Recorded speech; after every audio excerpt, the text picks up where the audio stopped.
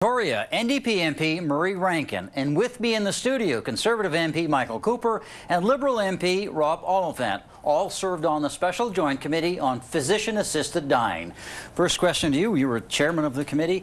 Why did you think it was necessary to include doctor-assisted dying for people with mental disorders or psychiatric problems or young people with terminal illnesses? What happened was we took a look at the whole task set out before us. And as you know, there was a Supreme Court decision over a year ago that required Parliament to establish a framework for dealing with medical assistance in dying. This needs to be enduring legislation. It can't be legislation that is just about a particular case. We also recognized that there could be other challenges, and so you can't be charter-proof on something like this, but you can anticipate the questions that are going to come up and attempt to find a way to honor both the letter of the decision and the spirit of the decision. And the spirit of the decision was very much that it was a right in Canada to have a physician assist someone in their final hours. And that was what we wanted to do, to find out the best way to do that. So we tried to balance the rights of Canadians and ensure that there were safeguards put in place so that no vulnerable person would be ever preyed upon in any way.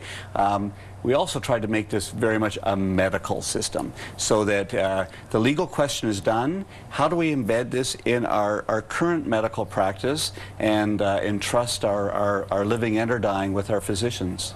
Mr. Rankin, why did the report not address the matter of conscience, a doctor's right to say no? Already we've seen St. Paul's Catholic Hospital in downtown Vancouver, which sent a memo to its staff saying doctor-assisted suicide is not going to be permitted in this institution. I mean, it seems to me this is something that probably your committee should have addressed. Well, first of all, the Supreme Court has well addressed the possibility, the requirement that doctors who, for conscience reasons, do not wish to partake in this end-of-life service can have on their conscience the right to withdraw, not to participate. But what we very clearly said was those doctors do have to make an effective transfer. They have to make sure that a patient who wishes to exercise this constitutionally protected right can do so. Now, publicly funded institutions, it's my judgment that they ought to be required to allow in some fashion this service to be provided.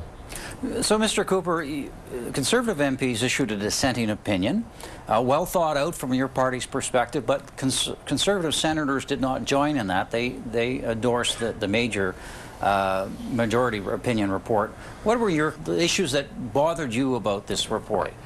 One area of concern was opening the door to minors. The Supreme Court was very clear in its pronouncement that physician-assisted dying be available to competent adult persons.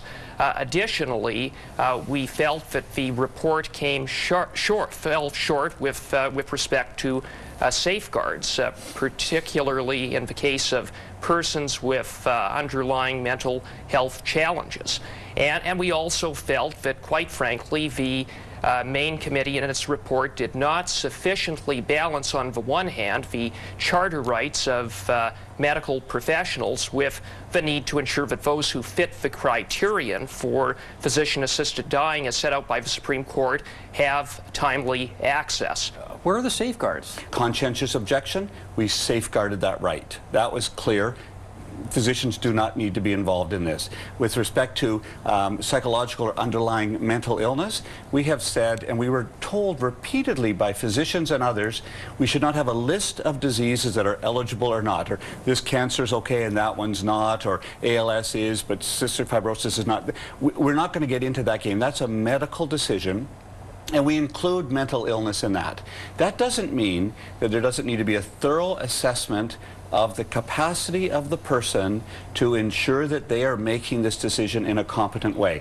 That's what a doctor needs to do. And doctors do that every day. So there is absolutely that safeguard there, because if a person is not competent to make that decision, they should not be able to make it. And that goes with minors too, that the reality is what we have said is that age in and of itself should not be the absolute decision for a doctor.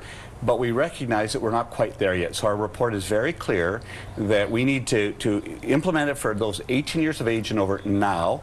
take 3 years, study it, and then implement it later, because we don't know enough just okay, yet. But Mr. Rankin, there were a lot of people who said that there needs to be some kind of judicial restraint involved in when people are going to be asking to have their lives taken because of terminal illnesses or whatnot. Why did you feel it was so necessary just to leave it in the hands of medical professionals and not the judicial system in some way or another? I think Canadians have trusted their doctors. We believe that the medical system will step up. We don't think that a prior judicial restraint is required. What we do say very clearly is there needs to be safeguards for the vulnerable, so to ensure that they are competent. That's a capacity question that will be determined by physicians. They do it every day for other medical services, and that they otherwise meet the eligibility requirements. To require judges to somehow get involved just seemed to be unnecessary, and frankly, a significant restraint on people's constitutional rights.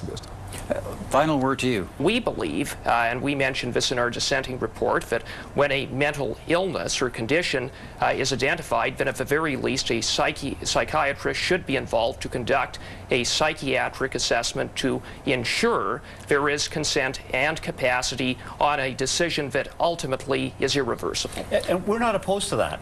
The reality is we think that in good medical practice, I think both the NDP and the Liberals said, the reality is that's the way a physician works. That if someone has an underlying condition that they're not an expert in, they should get that advice. We think the place to do that, medical decision making. Yeah, we think the place to do that is in the colleges of physicians and surgeons across this country.